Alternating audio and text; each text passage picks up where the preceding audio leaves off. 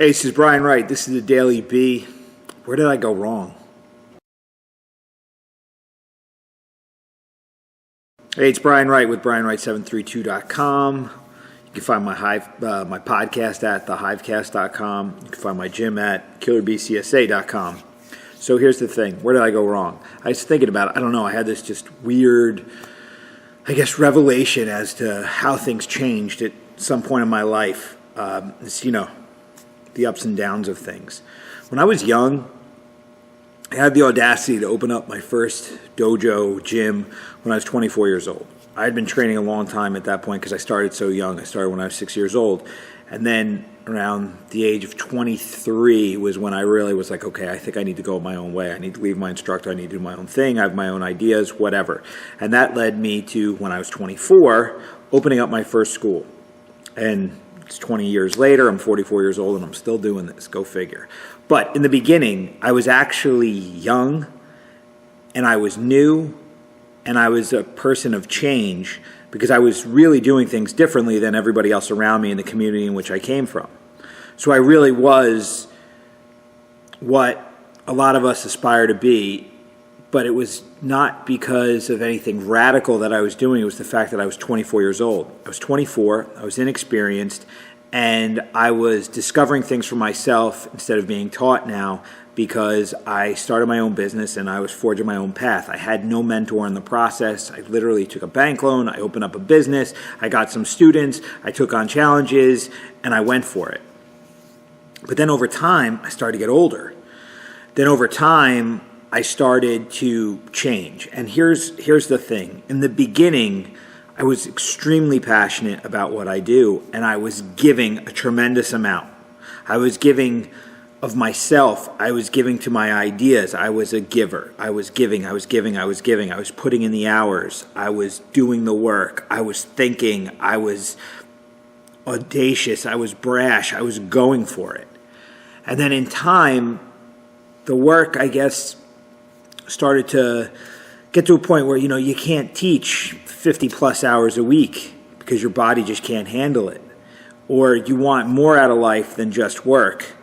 And then you start getting in your head this idea of, well, I went through that stage of being a giver, and now I have to start taking. I don't think I ever sat down and I ever said that to myself, but I'm sitting here now and I'm looking back and I'm saying, wait a minute. There was definitely a shift that occurred. That I went from a place where I was happy with a small school, a decent amount of students. I lived in a nice place. I drove a good car. I was able to go away. I was able to do things. I had a very nice little life, but it was just me because of all the work I did. And then I started to think of what's now? What's next? How do I drive a better car? How do I live in a bigger house? How do I create a family? How do I do these things? And I started thinking these things. And instead of embracing what got me the freedom of being an entrepreneur, which got me out of working for other people and working for myself and being a person that lived by my own ideas, then because I wanted more, I started to change and then again I started to take. So I started to think the world owed me because of that hard working phase, that first decade of really killing myself. And it was the wrong mindset. I really didn't I'm not even going to say mindset. It was a wrong misunderstanding of how things work. The world doesn't owe us anything for anything we do if there's not a value for the world. So I was doing what I was doing for my members, for the community in which I was operating, but in a lot of ways I was just doing it for myself. And then I started to feel like because I did what I did, I must be important or I must be valuable. So now I am owed. And then I go into what I consider my selfish years. These are the years where I felt like all the people that were shitting on me when I was young couldn't shit on me anymore because I wasn't so young anymore. And I had achieved the things that I had achieved. And then all of a sudden it was like, okay, instead of being the renegade and the rebel, now I'm starting to become the person that I was fighting against. Now I'm becoming just like the establishment, and I'm starting to feel entitled because of the work. I'm starting to feel that I was once different, so now I am owed for it. And that's when I started to really make the huge mistakes. And that's where I ended up in a position where my business, it actually grew because I got investment money, but it was an artificial growth. So I went from a small space, I went to a big space, I used somebody else's money to do it. I had success for a while because, again, that was another new thing, whatever. But the message, I don't want to get too far into the history of things, but the reality of it is that I started off truly a rebel, and I was a giver. And then I started to feel that the world owed me, so then I started to be a taker.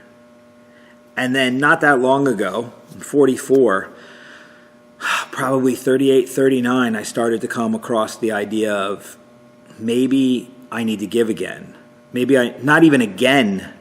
I forgot that I was. It's more of a recent realization that I was once that. But then I started to think I need to give more. I need to stop taking.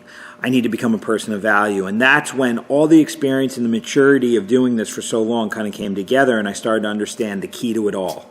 I had this conversation with one of my guys the other night. The biggest mistake I ever made was that if I saw opportunity within someone, if I saw a skill within someone, if I saw that someone had the ability to do something because I wanted them to do it, I felt that they should do it because I decided it was good for them. I'm the one with the experience. I'm the coach. I'm the leader. They have to listen. They should love it. They need to get into it. Like I was forcing people to do things that they necessarily were not prepared to do or even wanted to do. It was me. It was a very selfish act. But in my mind, I spun it that I'm doing it for their benefit. It wasn't me. It was them. So it was all fucked up in the head. So now I've really come to understand the key to it all. The key to everything. The key to every success you're ever going to find is that everything is relationship based. And the key to a successful relationship is not just providing value, but providing value in a way that the person you're providing it to can understand, and providing value to them that they want. I can't make anyone want anything. I can't make anyone understand anything that they don't want to understand.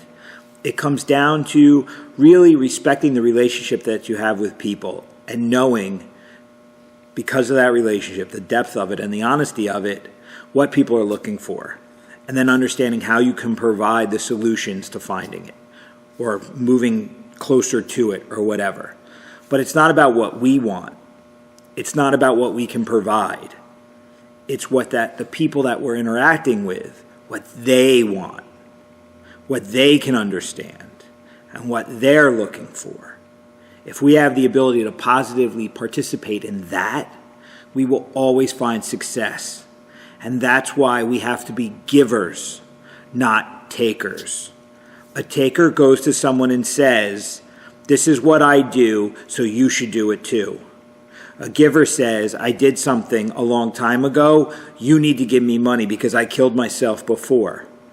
There's no even value prop there. It's just, I'm famous, you're not, give me money. That's bullshit. And that's just rampant in everywhere we go, where people get this entitled attitude that the world owes them because they did something.